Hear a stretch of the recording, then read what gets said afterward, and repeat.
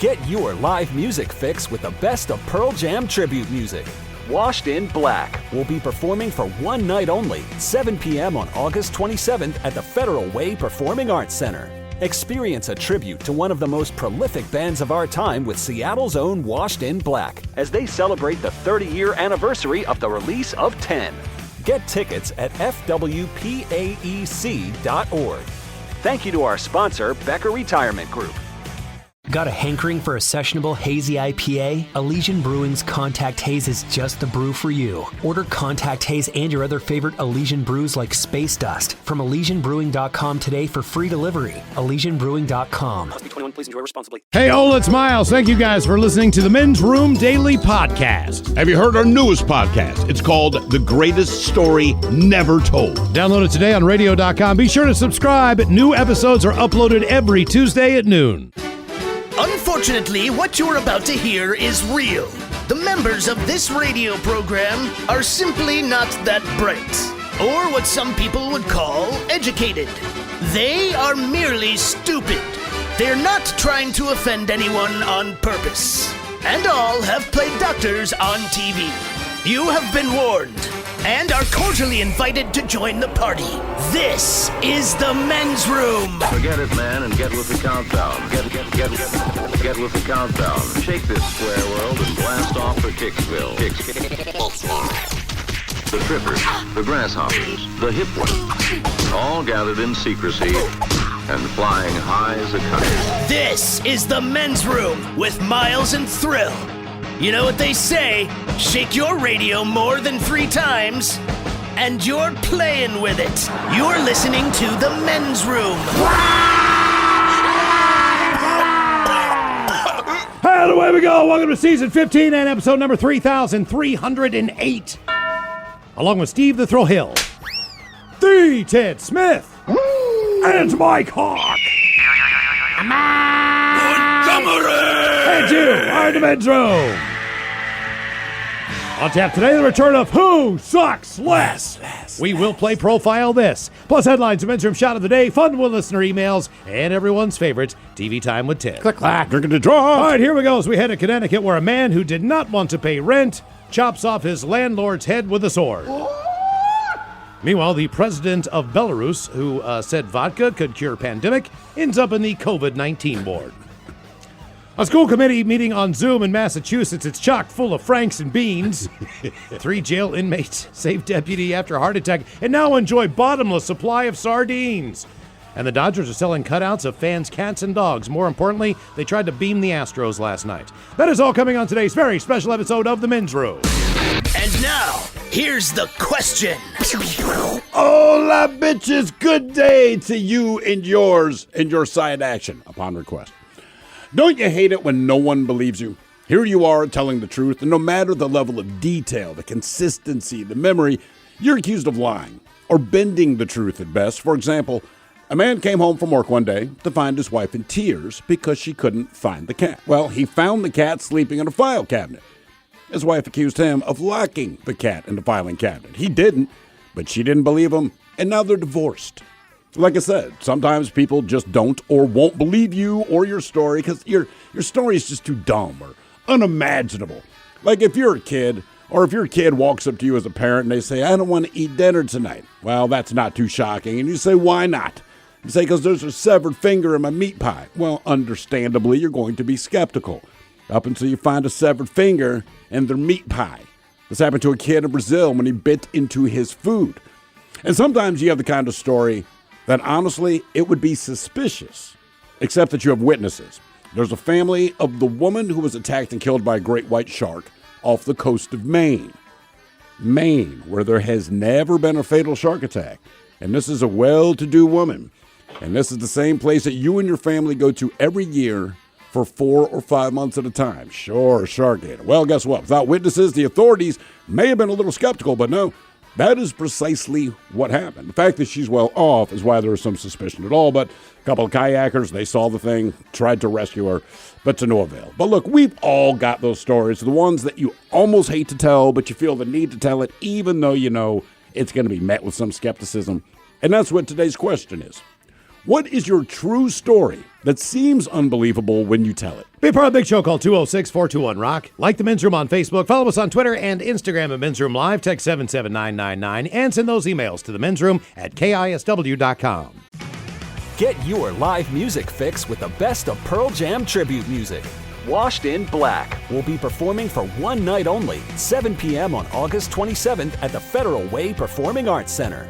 Experience a tribute to one of the most prolific bands of our time with Seattle's own Washed in Black as they celebrate the 30-year anniversary of the release of 10.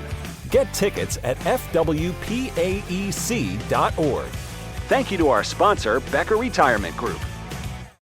Make contact. A collective psychosis is sweeping the nation. We're in the thick of the haze craze, and Elysian is introducing an altered state of IPA. Contact Haze is a tangled chemistry of mild haze, low bitterness, and an explosion of hop aroma. This hazy IPA bursts with notes of bright raspberry, currant, citrus, guava, and passion fruit. Available in 6-pack cans in stores and in all Seattle Elysian locations. Make contact. Must be 21. Please enjoy responsibly.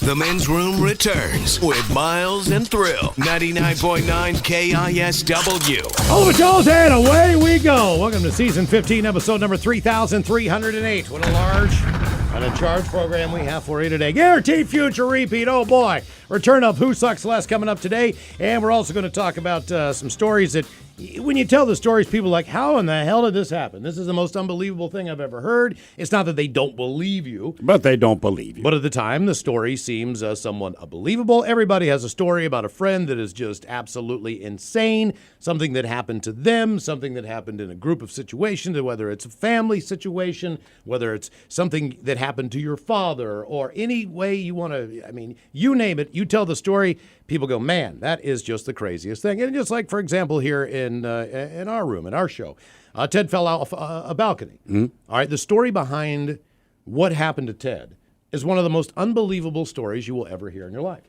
It is just absolutely top to bottom crazy. Maybe if we have a little bit of time today during the show, we'll share that with you once again if you've never heard it, but it's insane. Steve, you have a ton of insane stories. I think the one where you woke up naked with a motorcycle helmet on in the yard in front of someone's home in the middle of downtown Baltimore and had no idea, A, where your clothes went. Correct. You did not drive a motorcycle. Correct. All of these things, and then you go and you try to knock on, you realize you're not too far away from your girlfriend's place. Yes, two doors down. Almost made it there. But the story itself seems unbelievable because I don't know how many of you out there have woken up with a motorcycle helmet on, completely naked, with cars honking at you, and not know where you are. This is an unbelievable story. It's the worst part about that story is I don't know the important parts. I remember leaving the Christmas party at the boss's house. I'm going to walk to the girlfriend's house. I remember leaving, and then I woke up with a motorcycle helmet, lack of clothes. By the way, quick side note, when my clothes disappeared, whatever that situation was, my wallet was in there. I was always broke, so there was no cash, but that's the last time I have physically seen my Social Security card. Oh, really? Yeah. Okay. I mean, obviously, if you listen to this show enough, you know for a fact that the fact that I've hit 2 hole-in-ones is unbelievable to everybody. See, but no one believes in the studio, right? There's a difference. Ted's That's story, a true story. People believe. The question is, my what's your story? True? People believe your story. Both of them. No one believes it. Yeah, like you guys say that sunshine burned in hell. That's not a true story. It's unbelievable. Oh no, that is true. That is not true. You're correct. We can't prove that. Yeah, exactly. But That's I what I'm also saying. can't prove the existence of hell in general. Okay. But if there is a hell, sunshine's Right, there. Strong point. Your supposed hole-in-ones, though, should have proof with them. Yeah, the I have a devil doesn't- scar right. on my head. I'm still missing my Social Security card. Yeah. But the devil does not I've give still you a got- certificate just because your dog is there. I've still got my scorecard for my hole-in-one.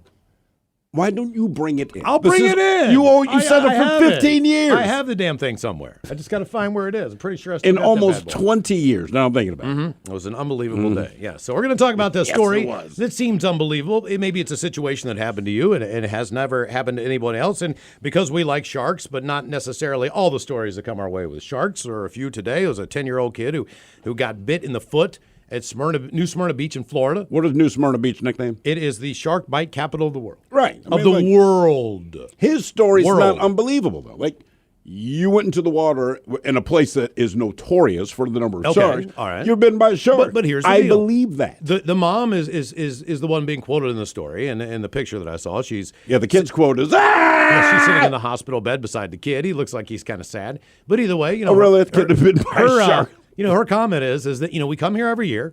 This is the beach we vacation at. You know, Sure. we always go swimming in the ocean, and I can't believe that you never think this is going to happen to you.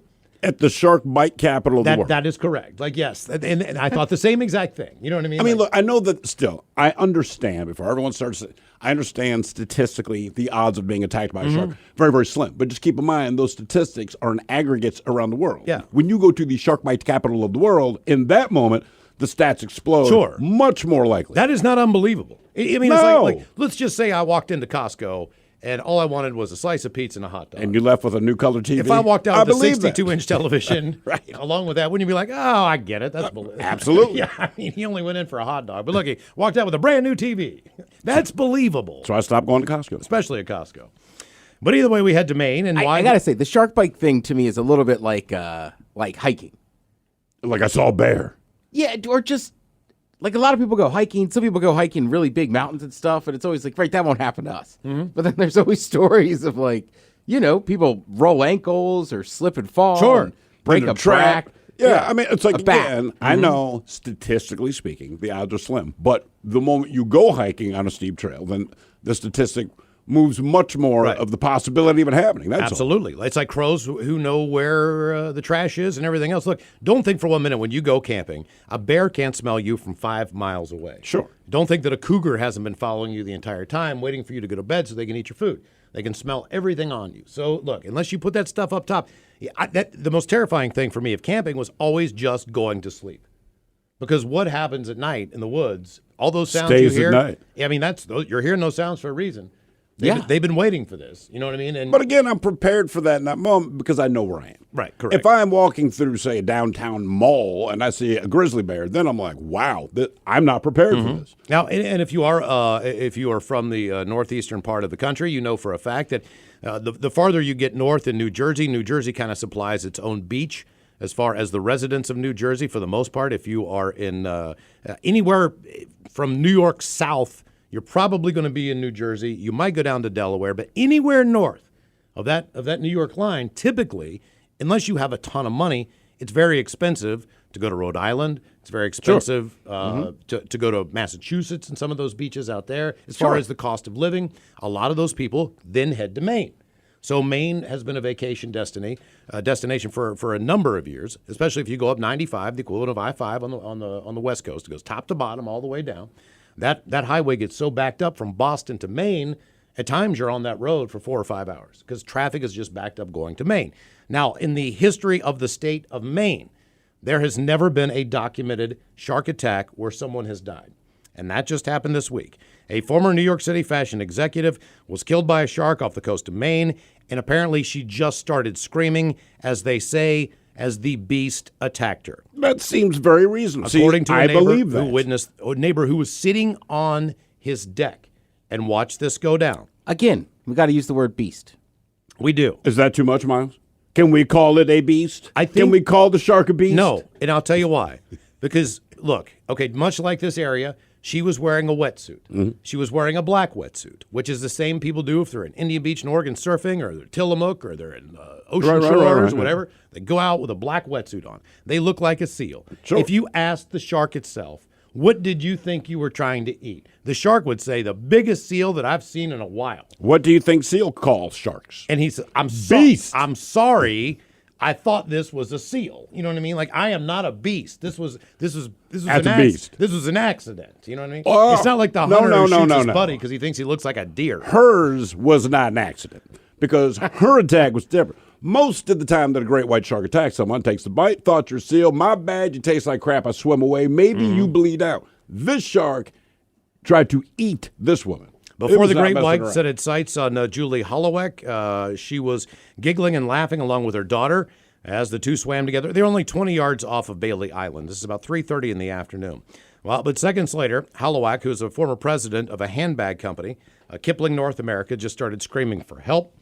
They told the paper she went under. The daughter tried to swim toward her. and then it looked like she was pulled under again, and then it looked like this thing punched her out of the water. Like the beginning of Jaws, the And original then movie. When the shark punched her out of the water and she fell back in, the shark took her down. Okay, so another witness said that At what point do you think he still thought it was a seal? That's all I'm saying. I saw her Beast. lift out of the water again, about 12 to 18 inches. This is the guy sitting on the deck. After she was attacked, her daughter swam back to shore, where she collapsed to her hands and knees in the sand, started screaming for help. 2 kayakers then went over and rushed to help her. Quote, "We saw what was in the water. We saw her condition. She was taken to shore, but before she even made it to shore, she was pronounced dead by paramedics who were already waiting there. She was wearing a wetsuit at the time, and according to the shark, was likely mistaken for a seal.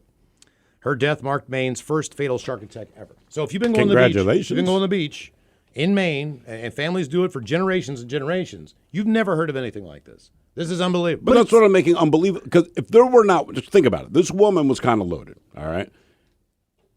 You tried to convince the authorities that your wife or mother disappeared in a fatal shark attack in a place where it's never happened.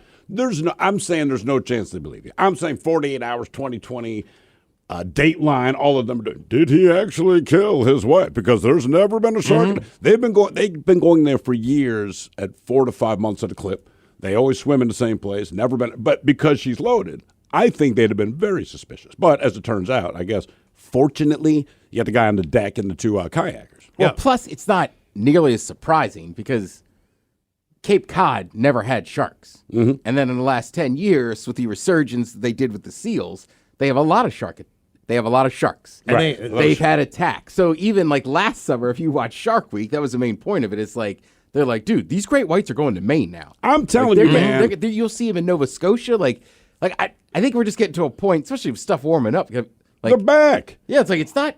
It is unheard of, but I don't know if I'd say it's like completely crazy. I don't think it's completely crazy because it's the ocean. But beyond that, what's the one on National Geographic? Because it's not Shark Week. It is the one that's going on now, like Shark Month, Shark Bonanza, Shark whatever. But National Geographic Channel is all about it right now. And apparently, I don't know this to be true, but every time that I have flipped there in the last week and a half, the only show they have, and it's different episodes, and they're calling this their big shark thing, the only show is When Shark Sharks Fest. Attack. When Sharks Attack. But there hasn't been any like, hey, we learned something new about sharks. Every show they have, one after just When Sharks Attack. So some of the stories you've heard because they get notorious, but some of the more recent ones have been the same kind of situation where it's like, hey, typically sharks haven't been here, and we're trying to figure out why. To me, doesn't matter. If you know they're there, hang close to the beach. Do you feel comfortable getting in the ocean? I do. I really do. All right. Because again, it's like I said, statistically, it is very, very, very unlikely. But obviously, the moment I step into the ocean, I'm aware people think they that need if to be it's going to swimming. happen, it's going to happen now. Most shark attacks happen when people are standing in waist-deep water. Yeah.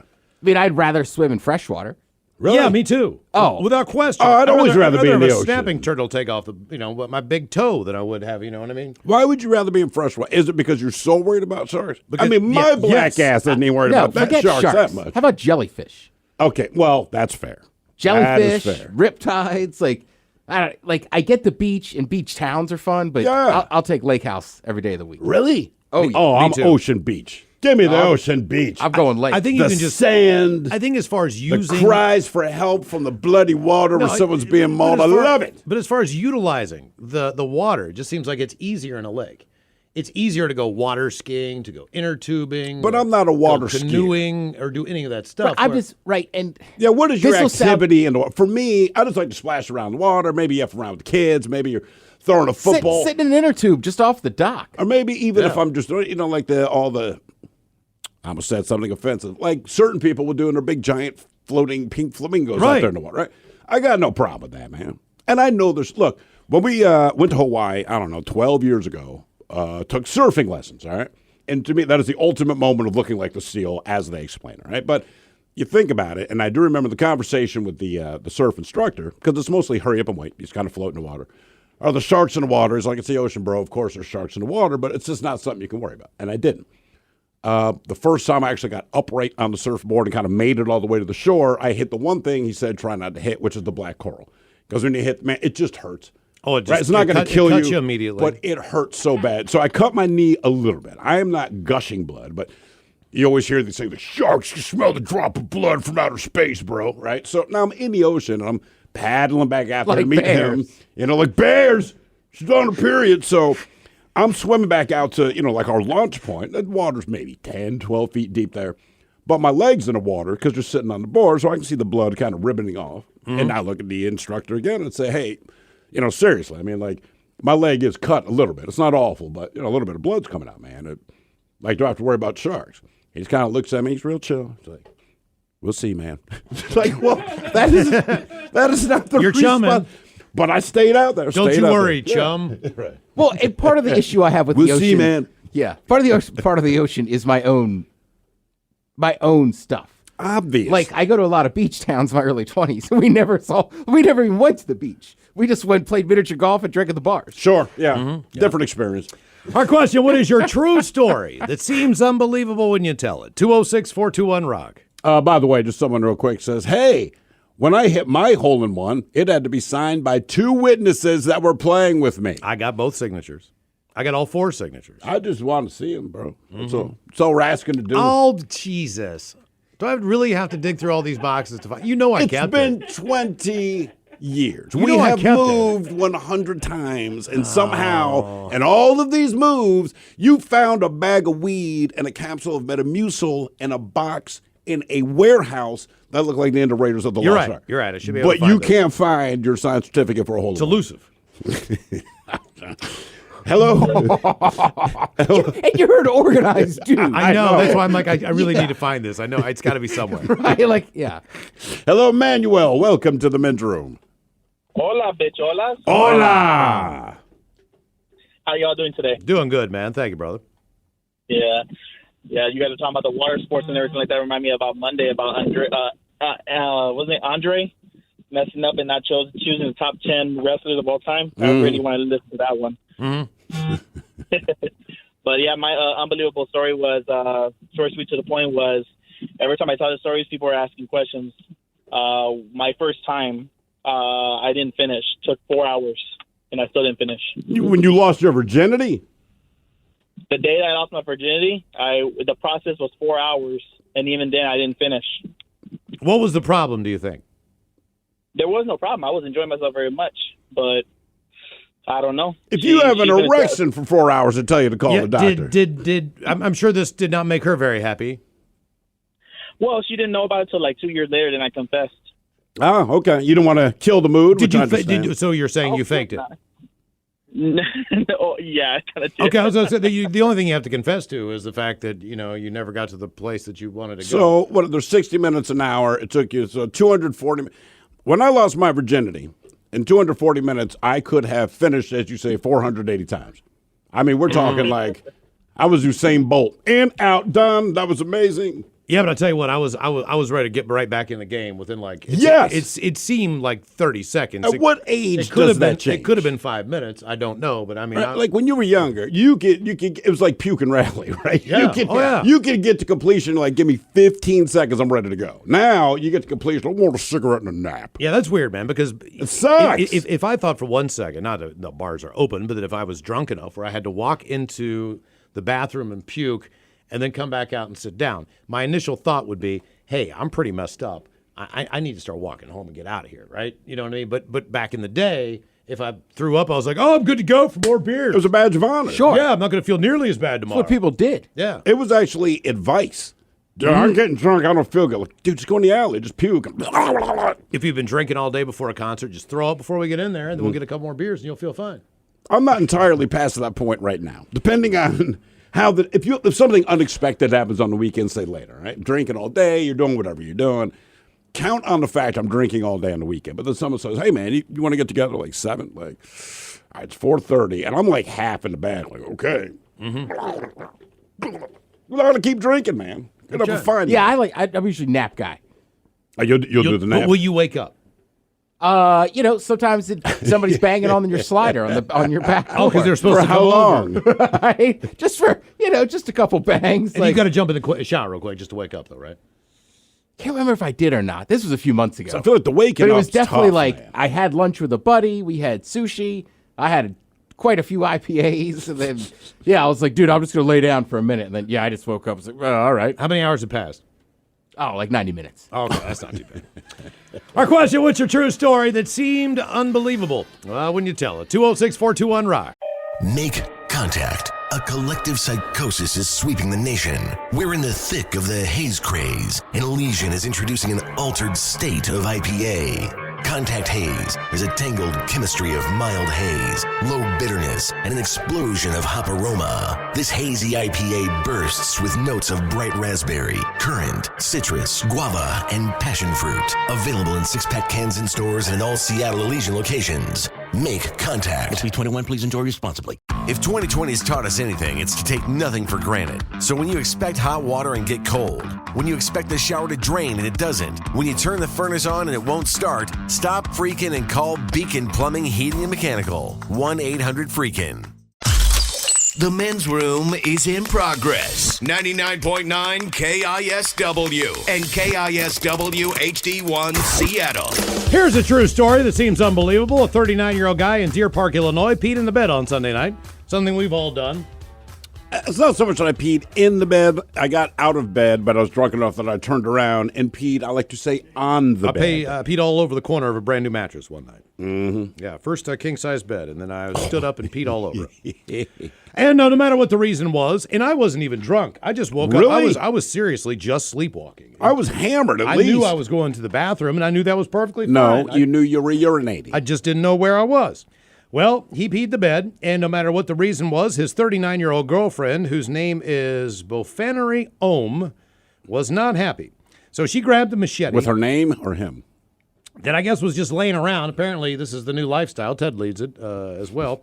And she hit her boyfriend in the head with a machete. Fortunately, she hit him with a flat part, not the blade, but still, he was taken to the hospital with a serious head injury. It did open up his head. And she was arrested on 2 felony battery counts. Why did you take a machete to the head? Because I peed the bed. What's your true story that seems unbelievable? 206-421-ROCK. It sounds like something Al Sharpton would say. Mm-hmm. If you pee in the bed, expect a machete to the head. Then the house rules. Every time I pull out that machete, I get the same reaction.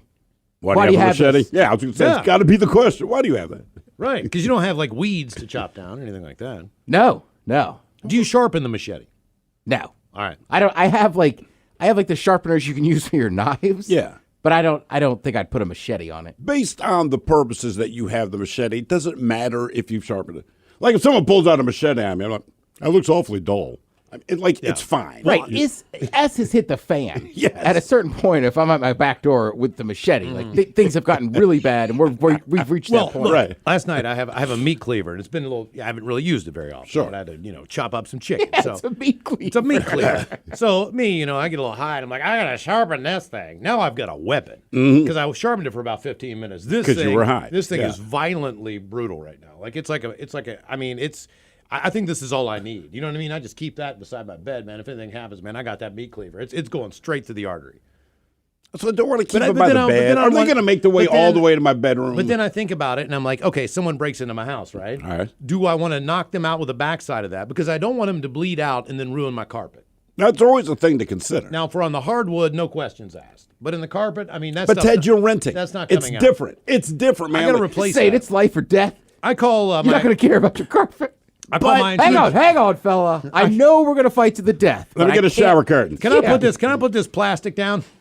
But I think that is a good sign of intimidation. Like, oh, we can take it. Let me get some plastic for you. Yeah, seriously, man. I don't want to mess with that guy. I don't want the carpet cleaner here anymore. Because every time the carpet cleaner comes, my carpet bubbles up more and gets those lines in it. It looks like it needs to be stretched out. Then they'll say something like, it looks like you murdered someone. It does smell very nice, though, when they leave. Oh, it does. Yeah, it's amazing. What's your true story that seems unbelievable when you tell it? 206-421-ROCK. And it looks like you had a little Zamboni in there. Mm-hmm. Hello, Zach. Welcome to the men's room. Hola. Hola. I nailed George Bush Sr. while he was president behind the ear with a big, fat spit wad. It stuck really good, too. You did what now? I nailed George Bush Sr. with a giant spit wad behind the ear in front of a whole bunch of people that luckily didn't apparently notice. How did you pull this off? Because I feel like assaulting a president just doesn't matter what it is. It's more trouble than it might agree. be. I remember his. Well, now wait. Were you trying to, or did it just happen to hit him there? Sort of both. I was a courier in D.C., a bicycle courier, and I had been just coming off of lunch, and they had a super rush job for me, and to bring blank tapes to a reporter who was an idiot and forgot his blank tapes. So I, on the way, was chewing on my receipt from lunch like a piece of gum. I really don't know why. I was 20 and an idiot, I guess. Right. And so I hand the guy his tapes, and we're like along a hallway in the Capitol building, and all the Klieg lights and reporters are all lined up. And my right arm, without bothering to consult the rest of me, proceeds to flick this giant gooey spitwad I've been chewing on for like 15 minutes.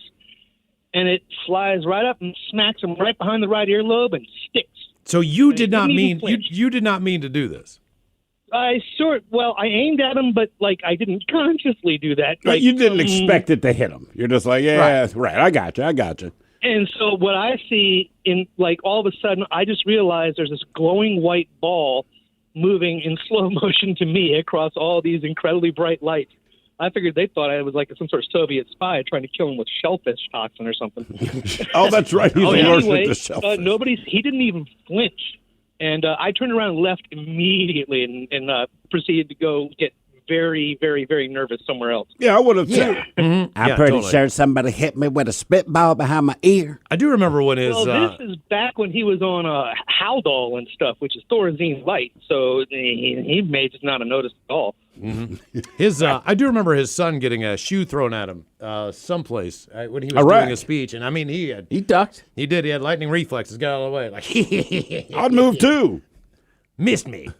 Try to get. You got 2 feet. Missed me, bitch. Yeah, that guy's story though, man. As soon as that hit, like you got to be scared. Oh yeah. Like as somebody that grew up in D.C., worked at the AFL-CIO, right, which is across Lafayette Park from the White House. Mm-hmm. Like I mean, you did anything on our roof, which was 6 floors. That's it.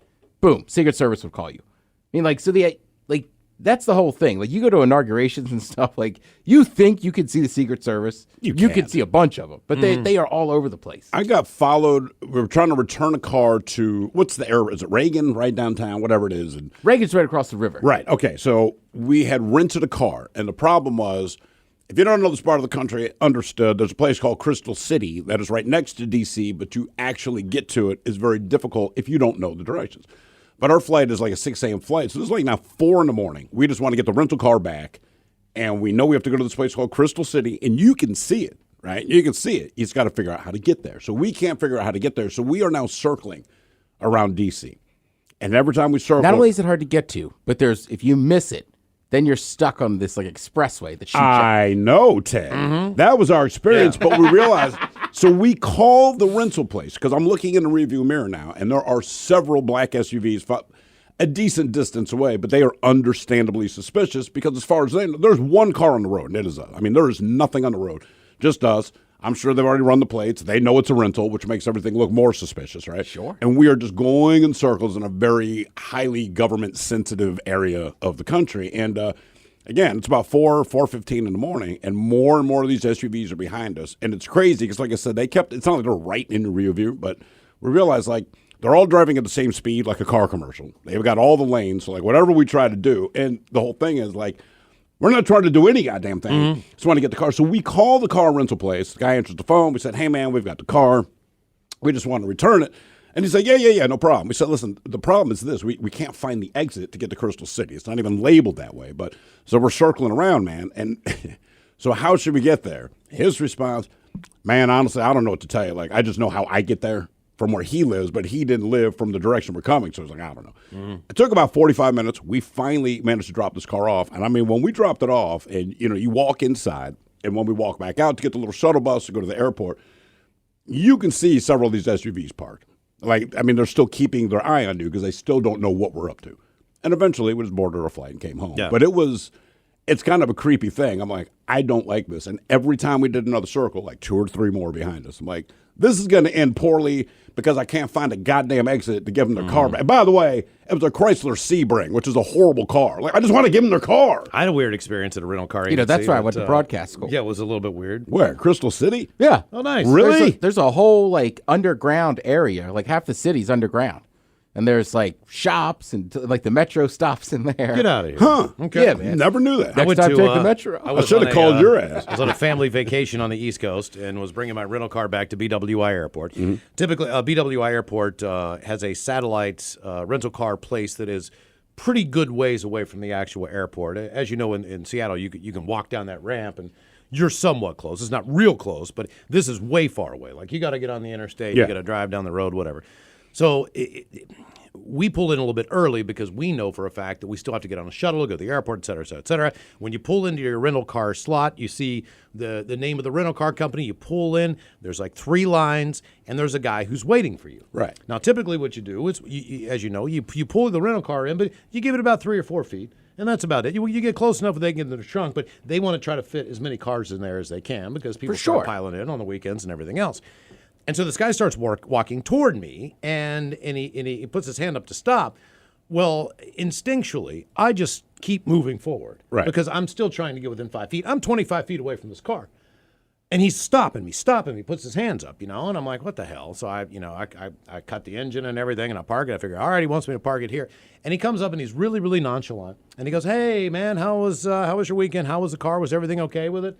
And I was like, yeah, man, no problem. So I said, no, stay in the car for a second, because I was starting to get out of the car. I said, I just want you to know that the gentleman in front of you robbed a bank in Philadelphia, and they're returning the car now, but the cops are on their way. I need you to quickly take all of your bags out and leave this premises immediately, and we will email you your receipt. Please step out of the car and act like you don't know anything that's going on right now. And we're like looking at each other like, is this for real? And so, man, we bolted out. I mean, we didn't hear any sirens or anything like that on the way to the airport. You just had to walk a little way, to get on the shuttle. We didn't hear any of that crap. But apparently the guys in front of us had robbed a bank in Philly and then drove all the way back down to Baltimore to return the car. I like how calm he was, hey. And they were in front, but he's real nice about, hey, these guys up here just robbed a bank in Philadelphia. So we're going to act real cool, and we're going to get your bags out of here, and you're going to walk out here as fast as you can. I might follow you.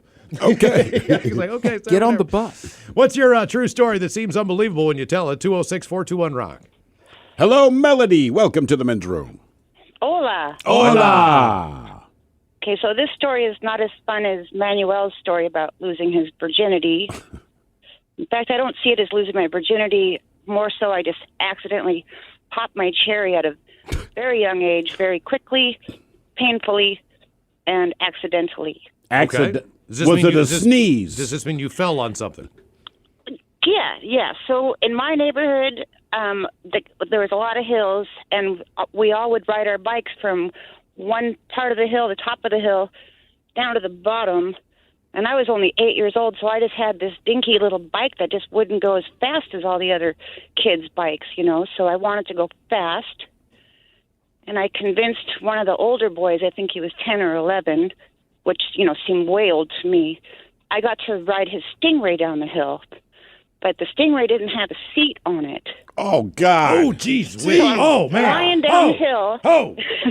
residential area, and right at the T at the end of the road, like right where we put the brakes on and what have you, they had done some road work, so there was this divot in the road, and I just went like, bam, bam, bam. It was very painful, and I remember going to the doctor with my mom, and the doctor asking her a lot of questions, like, what's your stepdad's name? Yeah. But that's the true story. I will say I don't have a vagina, and I clench my legs listening to that. Yeah, as soon as you said just a C-post there. All right, let me ask you this, and this is personal, but it's also very stupid. But as far as women losing their virginity, obviously having the hymen broken is a painful thing, and we hear this. But yours, I mean, does it grow back? Was it gone for good? And did that have an impact on actually the first time you had sex? No, it was never that painful ever again. And I do remember the pain because there's a different mood when you're actually wanting to do that. Absolutely, when shockingly something just goes into your body. Yeah, I follow you. Oh, no, we're 100%. Like, under normal circumstances, someone biting me might be upsetting, but, good times. If the mood is right, you're like, all right, man, dig in. What's your true story that seems unbelievable when you tell it? 206-421-ROCK. I mean, listen. You're right. I have no idea what that would feel like, but I feel for I have clenched everything I've got. Apparently, I have a phantom vagina. I would just say, Melody, I appreciate your call. Please never call back. I mean, that was awful. Yeah. Also, shout out to children. Who would ever get on a bicycle that didn't have a bike seat on it? Only You kids. just do what you got. Only kids. Kids are the I used only to people throw on a Earth. tennis ball up on the wall because I had nothing else to do. And you know what? Because they haven't done what she did yet. Right. You play tennis ball, you're playing catch with yourself. We've all done If it's that. a live hand grenade. I'm just saying, right. You're like, oh, I'll just sit right here. By the way, this is for you, Miles. It says, hey, Miles, tell Steve and Ted to F off. Go ahead. Okay. Yeah, that'll get us far. I have a hole-in-one, and I also never received a certificate. But I do have the scorecard and the ball. Find the goddamn card so they'll shut up. Yeah. That's from Sven. Is that one full message? Yeah. Okay. I just don't know where it is. I just got to find it. I know it's somewhere. I don't know where my imaginary friend is. I have a huge place. Yeah. That's it. Big. And you're so unorganized. It's so big. Yeah, I get it. Like, I don't recall. I got like 8 bedrooms in my spread. You have no idea how ballin' I am. Hello, Dominique. Welcome to the men's room. Hi, guys. Hola. So my story happened a couple years ago. My boyfriend and I went down to Portland, which is where I was born and raised. And we were at a company party, and we decided to go to a strip club. And the one strip club we went to was closed, so we decided to go to this hole-in-the-wall one. And we walk in, and there's probably the ugliest stripper I've ever seen. She looked like she had 6 kids, just, stretch marks, everything wrong going. Then, standing at the bar, is probably the hottest black stripper I've ever seen. So we sit down at the rack and order a couple drinks, and pretty soon she gets up and dance, and then another black stripper comes in and starts dancing too. And so we decide to get a couple lap dances from these 2 girls, and it turns out they're cousins. And they ask us if we're swingers. And well, my boyfriend and I, we've been looking for a girl. I've never had a threesome, but I'm interested in it. And so we tell them that, and they say, well, we're your girls. So we get our lap dances, and she gives my boyfriend her number, and we go back to the company party and play some, there was like a casino game thing, and we play some cards and go back up to our room, and pretty soon the stripper and my boyfriend start texting.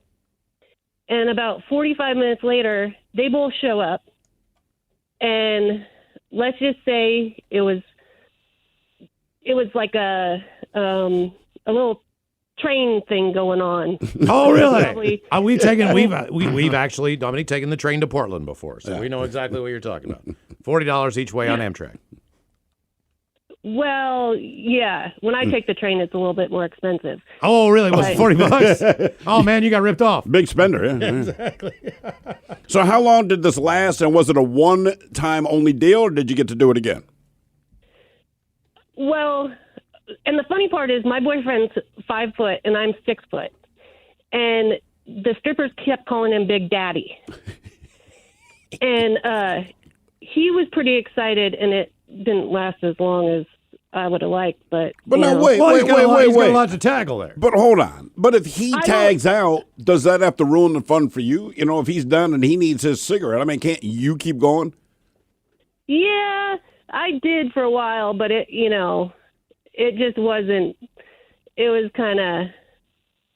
I know you were with 2 cousins. Yeah, whatever. It lasted long enough. I'd be like, sorry you ran out of gas, champ. Yeah, exactly. I'm going to keep going. I got something in the Can tank. you blame the guy? No. I blame you for worrying about it. I'll just put you, that is on you. Like, I get it. I absolutely get it. But I'm not stopping. Because if we're running a race and you get a cramp and keep going, like, I'm going to the finish line, bro. I'll tell you what, there's no normal. I was to the finish line. All right, you're good. I'm 40. How long can I... How many times I was You've done? never had sex with me. It takes forever because I'm terrible. Let me ask you this. Was it Mary's Strip Club? No. Okay. Somebody was guessing Mary's Strip Club in Portland. Nobody goes to Portland and just says, oh, it was lovely. We walked around, went to dinner, came back. Portland's always like, oh, man, Let me tell you what happened. I don't know what it is about that town. It depends on who you go with. Right? You went with your mom. Right. It's a I've little been with different. family. You can just go to Portland. I've been down there to see soccer games. Like, just go take But you in a drive sport. right back. Right. But yeah, I went down there with family. We hung out for a couple Okay. days. All right. And it was normal? Yes. Okay. Does that mean you went with your mom, probably? Yeah, that's it. Oh, all right. That's what I'm okay. saying. Yeah, I mean, if you travel I mean, with your if mom. I'm with my mom, my chances are- story is But I'm just always saying, different. right? Like, most people only go for bachelor parties or with two other Right, dudes. right, So it's like, exactly. Portland can be crazy, but it depends on the energy you put in, energy you get out. Yeah, that's a good point, Ted. What is your true story that seems unbelievable when you tell it? 206-421-ROCK. The COVID-19 pandemic showed us how a microscopic virus could upend our lives. There is so much out there that we need to understand. But for every threat, there are heroes working at the edges of science and policy to protect us. I'm Dr. Abdul El-Sayed, former Detroit Health Director and host of Crooked Media's America Dissected. Every episode, I talk to the doctors, scientists, culture makers, and policy leaders who are working out new ways to protect us against our biggest threats. New episodes of America Dissected every Tuesday. Listen on Odyssey, Apple Podcasts, or wherever you get your podcasts.